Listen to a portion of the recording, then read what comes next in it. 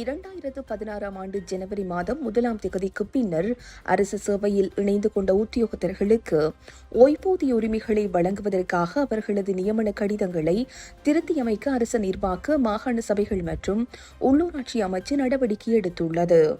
இது தொடர்பான சுற்றறிக்கையை அந்த அமைச்சின் செயலாளர் எஸ். ஆலோக பண்டார, அனைத்து அமைச்சின் செயலாளர்கள், மாகாண பிரதம செயலாளர்கள் மற்றும் திணைக்கள தலைவர்களுக்கு அனுப்பியுள்ளதாக தெரிவிக்கப்படுகிறது. இதன்படி 2016 ஆண்டு ஜனவரி மாதம் 1ஆம் தேதியன்றோ அல்லது அதற்கு பின்னரோ அரசு சேவையில் இணைத்துக் கொள்ளப்பட்ட அனைத்து உத்தியோகத்தர்களினதும் நியமன கடிதங்களில் உள்ள ஓய்வூதியம் தொடர்பான சரத்தை திருத்துவதற்கு நடவடிக்கை எடுக்கப்பட்டுள்ளது.